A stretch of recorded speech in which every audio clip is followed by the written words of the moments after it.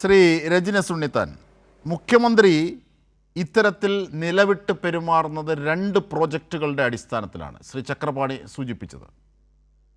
അത് ഒന്ന്, സംഘപരിവാറിന് സ്പേസ് കൊടുക്കുക, 3-ൽ നിന്ന് അവരെ 30 ആക്കുക. ഇത് ഞാൻ പറഞ്ഞല്ല, PM നിയാസ് തന്നെ ആരോപിച്ചതാണ് ശേഷാദ്രിനാഥൻ്റെ കാര്യത്തിൽ. അതവിടെ നിൽക്കുന്നു. VPP മുസ്തഫ പറയുന്നതും അതിൽ ചേർത്ത് വെക്കാവുന്ന കാര്യമാണ്. കാരണം ക്ഷേമ പദ്ധതികളോടൊരു താല്പര്യവുമില്ല, കോർപ്പറേറ്റുകളുടെ ഫയൽ നീക്കത്തിനാണ് താല്പര്യം. അപ്പോൾ സതീശൻ എങ്ങോട്ടാണ് നിങ്ങളെയൊക്കെ നയിച്ചുകൊണ്ട് പോകുന്നത്? നിങ്ങൾ അറിഞ്ഞിട്ടാണോ? നിങ്ങളുടെ രാഷ്ട്രീയവുമായി ചേരുന്നതാണോ അത്?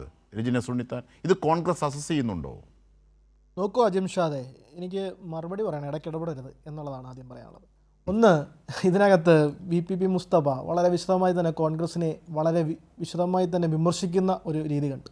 ജനാധിപത്യ സൗന്ദര്യമാണ് കോൺഗ്രസിലെ അഭിപ്രായ ഭിന്നത എന്നുള്ളതും, അഭിപ്രായം പറയുന്നത് ജനാധിപത്യ സൗന്ദര്യമാണെന്നും ഒക്കെ കോൺഗ്രസ്സുകാർ പറയുന്നു എന്നുള്ളതാണ്. എനിക്ക് പ്രിയപ്പെട്ട മുസ്തഫയോട് ചോദിക്കാനുള്ളത്, EP Jayarajan, PK Shrimati, KK Shailaja, ഇതെല്ലാം CPMൻ്റെ കേന്ദ്ര കമ്മിറ്റി അംഗങ്ങളാണ്. കഴിഞ്ഞ ദിവസങ്ങളിൽ എന്താണ് കേരളത്തിൽ നടന്നുകൊണ്ടിരുന്നത്? ഈ വിഴിഞ്ഞം വിഷയവുമായി ബന്ധപ്പെട്ട് അവിടുത്തെ MD ആയി മാറ്റുന്നതുമായി ബന്ധപ്പെട്ട് KK രാഗേഷ് ഉൾപ്പെടെയുള്ളവരുടെ അഭിപ്രായങ്ങൾക്ക് UDFന് അഭിപ്രായം പറയേണ്ട, അല്ലെങ്കിൽ CPMന് വേറെ ആർക്കും അഭിപ്രായം പറയേണ്ട, ഞങ്ങൾ തമ്മിൽ അങ്ങോട്ടും ഇങ്ങോട്ടും തമ്മിൽ തീർത്തോളാം എന്ന് പറഞ്ഞ് കേരളത്തിൽ നിൽക്കുന്ന ഒരു പാർട്ടിയുടെ പ്രതിനിധിയാണ് അദ്ദേഹം. മനസ്സിലായില്ലേ? ആ പാർട്ടിയുടെ പ്രതിനിധി വന്നിരുന്നിട്ടാണ് ഒരു കൈ ചൂണ്ടിക്കൊണ്ട് കോൺഗ്രസ്സിൽ അവിടെയൊക്കെ വിമർശിക്കുന്നു. കോൺഗ്രസ് അങ്ങനെയാണ്, കോൺഗ്രസിൻ്റെ ഇങ്ങനെയാണ് എന്നൊക്കെ പറയുന്നത്. എന്ത് ധാരണയുടെ പുറത്താണ്? അരിയാഹാരം കഴിക്കുന്ന ജനങ്ങളോടല്ലേ പറയുന്നത്?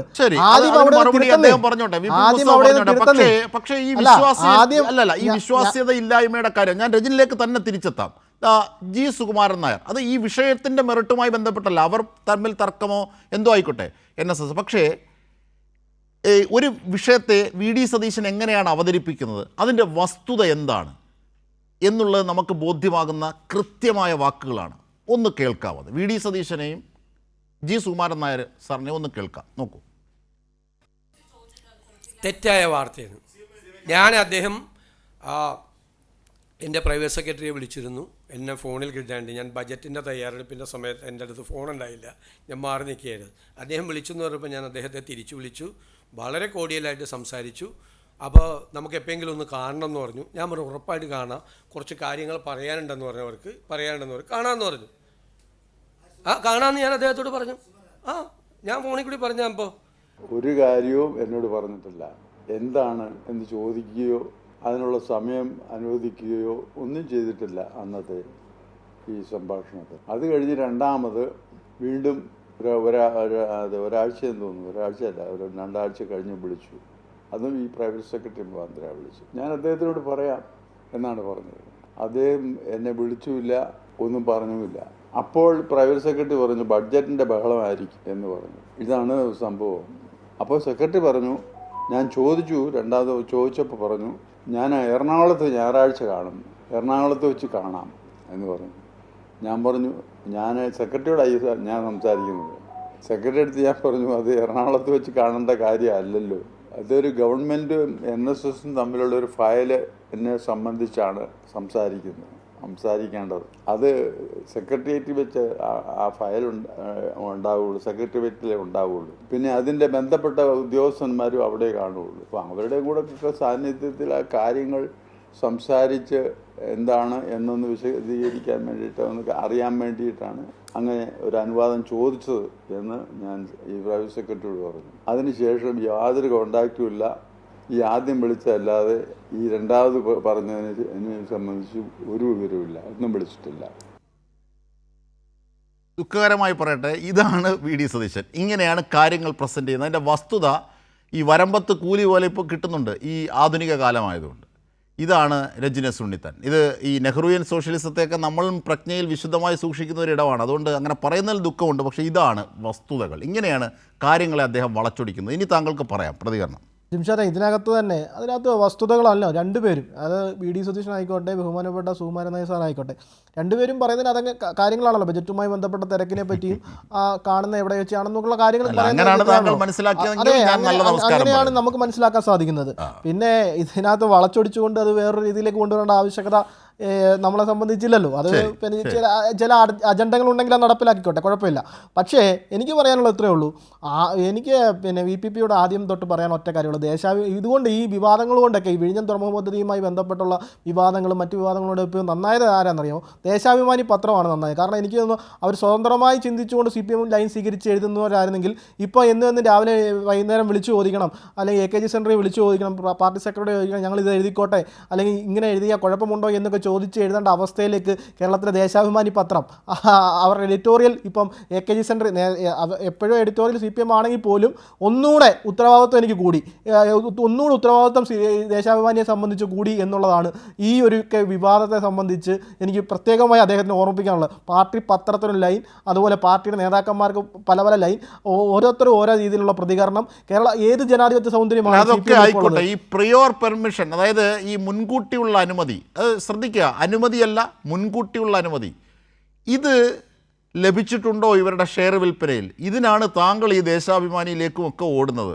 അതൊക്കെ അവിടെ നിൽക്കട്ടെ, അത് മാധ്യമപ്രവർത്തകരുടെ കാര്യം, അത് അവർക്ക് സംഭവിച്ചൊരു വീഴ്ചയാകാം, അവർ പരിശോധിക്കുന്നതിൽ ക്രോസ് ചെക്കിംഗ് വന്ന ഒരു വീഴ്ചയായിരിക്കും, അതൊക്കെ അവരുടെ പാർട്ടി സെക്രട്ടറി തന്നെ പറഞ്ഞു, അത് അല്ല പാർട്ടിയുടെ നിലപാട് എന്ന കാര്യം പറഞ്ഞു. പക്ഷേ ഇതിൻ്റെ വസ്തുത പരിശോധിക്കൂ. ഈ മുൻകൂട്ടിയുള്ള അനുമതി ലഭിച്ചിട്ടുണ്ടോ ഷെയർ വിൽപ്പനയിൽ?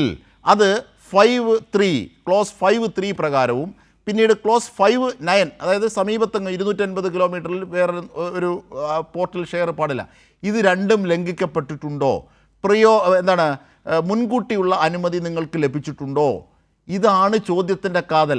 ഇത് പറയാതിരിക്കാനാണ് VD സതീശൻ മുതൽ രജനീഷ് ഉണ്ണിത്താൻ വരെ ഈ ഉരുണ്ട് പറയുന്നത്. അല്ലല്ല, മുൻകൂട്ടിയുള്ള അനുമതി എന്ന് പറയുന്നത് പിന്നെ അബ്ദുൽ ഷാദ് തന്നെ പറയുന്നുണ്ടല്ലോ, താങ്കൾക്കെല്ലാം അറിയാവുന്ന ആളല്ലേ, 5 ക്ലോസ് 3 അതിനകത്ത് തന്നെ പറഞ്ഞേക്കുന്നത് എന്താണ്? ഒരു സർക്കാരിൻ്റെ അനുമതി വാങ്ങിച്ചാൽ ശേഷം മാത്രമേ ഓഹരി വിൽക്കാൻ പറ്റുകയുള്ളൂ എന്ന്. അതിനകത്ത് ബഹുമാനപ്പെട്ട പ്രതിപക്ഷ നേതാവ് നിയമസഭയിൽ ചോദിച്ച ചോദ്യമല്ലേ, അദ്ദേഹത്തിന് മറുപടി കൊടുത്തത് ആരാണ്? അറിഞ്ഞിട്ടുണ്ടോ? ഇല്ലെന്നല്ലേ മറുപടി. അതെ, അങ്ങനെയാണെങ്കിൽ അവർ ഗുരുതരമായ വീഴ്ച പറ്റിയില്ലേ? അതുമായി ബന്ധപ്പെട്ടാണല്ലോ അവരുമായി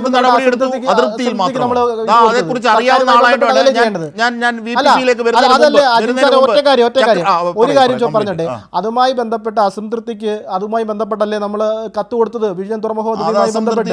അതെ, അതുമായി ബന്ധപ്പെട്ടുള്ള എംപയർ കമ്മിറ്റി വെച്ച അന്വേഷണം നടന്ന അതുമായി ബന്ധപ്പെട്ടുള്ള തീരുമാനം എടുക്കാൻ വേണ്ടിയുള്ള കമ്മിറ്റി വെച്ചിരിക്കുകയല്ലേ ഗവൺമെന്റ്? ഞാൻ BPP-യിലേക്ക് പോകുന്നതിന് മുമ്പ് ഈ വിഷയത്തിൽ എക്സ്പെർട്ട് ആയതുകൊണ്ട് കൂടിയാണ്. ചക്രപാണി, ഇത്രയേറെ ചെയ്തില്ലേ സർക്കാർ, പിന്നെന്തിനാണ് നിങ്ങളൊക്കെ ഇങ്ങനെ ആക്ഷേപിക്കുന്നത്? മുൻകൂട്ടിയുള്ള അനുമതി ഇല്ലായിരുന്നു, ശരിയാണ്, അപ്പോൾ ഉടനെ അതൃപ്തി അറിയിച്ചില്ലേ ചക്രപാണി? അല്ല, എവിടെയാണ് അജിംഷാദ് ഒറ്റ കാര്യം കൂടെ പറഞ്ഞോട്ടെ. അദ്ദേഹം പറയുന്നതിന് മുമ്പ് ഈ പറയുന്ന എവിടെയാണ് ഓഹരി കൈമാറിയത്? അതെ, അല്ല, കൈമാറിയതിനെ കുറിച്ച് നമ്മൾ ചോദിച്ചിട്ടില്ല.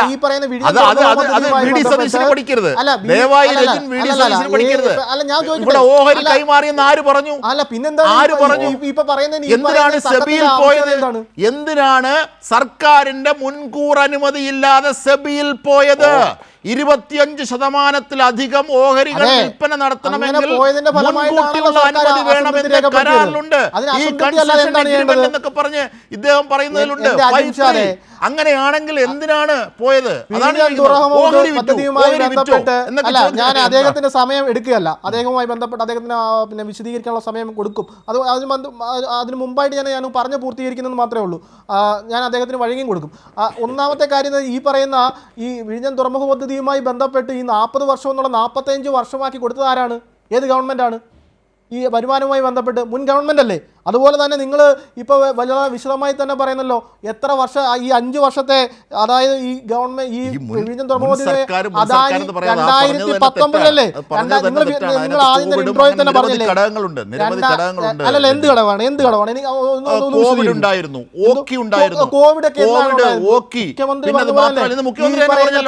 ആയാലും പ്രളയമായാലും എല്ലാം നമ്മൾ അംഗീകരിക്കാം. 5 വർഷമാണോ കോവിഡും പ്രളയവും? അതിന്റെ കാര്യം ഞാൻ പറഞ്ഞു.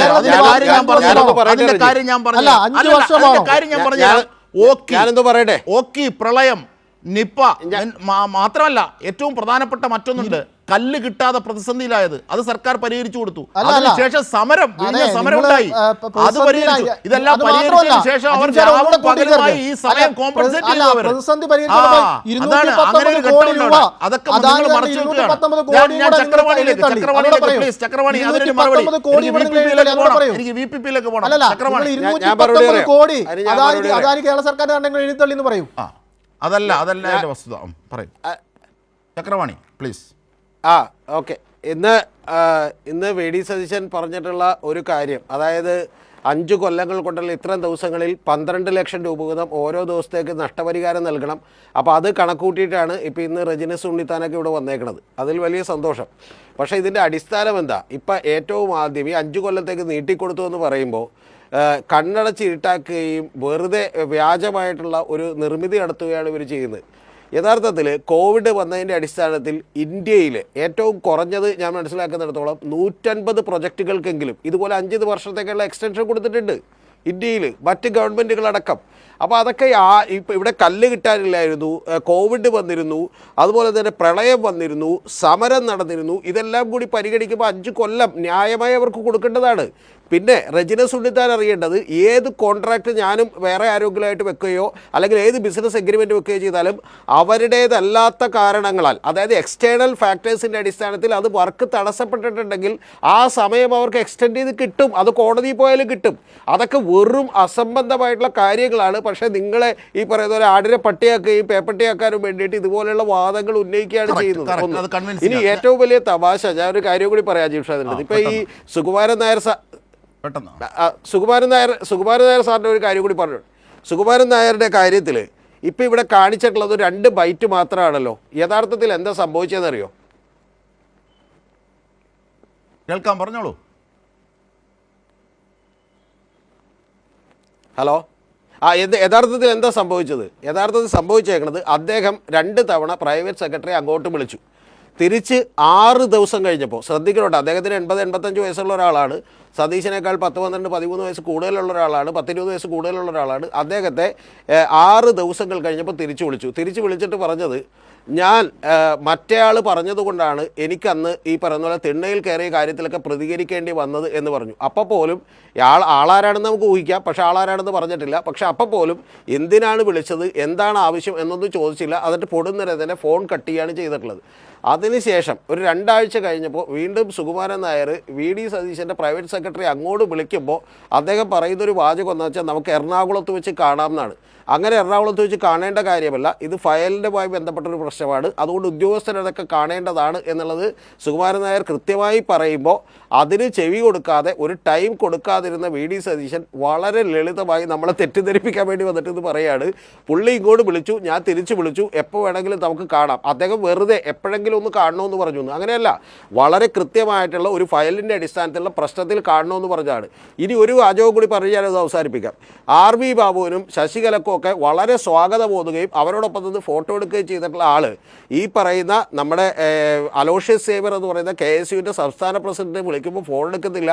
രണ്ടാമത്തത് PM നിയാസ് ഇത്രയും മാധ്യമങ്ങൾ കയറി ഇറങ്ങി യാചിച്ചിട്ട് പോലും ഇതുവരെ ഒരു അപ്പോയിൻമെൻറ്റ് കൊടുത്തിട്ടില്ല, സുകുമാരൻ നായർക്ക് കൊടുത്തിട്ടില്ല. പക്ഷേ അദ്ദേഹം നമ്മളെ മണ്ടനാക്കാൻ വേണ്ടി വളരെ ഗംഭീരമായി അഭിനയിക്കുകയാണ് ചെയ്യുന്നത്. പക്ഷേ എൻ്റെ സങ്കടം, ഈ അഭിനയത്തിന് മണിക്കൂറുകളുടെ വിശ്വാസ്യത മാത്രമേ ഉള്ളൂ എന്നുള്ളതാണ് ഏറ്റവും സങ്കടകരമായിട്ടുള്ള ഒരു കാര്യം എന്ന് പറയുന്നത്. അതാണ് ഒരു സാമുദായിക സംഘടനയുടെ നേതാവ് പറയുന്നു ഇത് നിയമപരമായ കാര്യമാണ്. പക്ഷേ അദ്ദേഹം എറണാകുളത്ത് വെച്ച് കാണാം, എല്ലാം മംഗലാപുരം യാത്രയുടെ സ്റ്റൈലിലാണ് മുഖ്യമന്ത്രി തിരിച്ച് പ്രതികരിക്കുന്നത്. എന്തോ ഒരു വിചിത്രമായ കാര്യമാണ്. റെജിനസ് ഉണ്ണിത്താനെ പോലെ വളരെ എറണാകുളത്ത് പാർക്കിൽ വെച്ച് കാണാൻ, സുഭാഷ് പാർക്കിൽ വെച്ച് കാണാമെന്നായിരിക്കും പുള്ളി ഉദ്ദേശിച്ചത്. അതെ.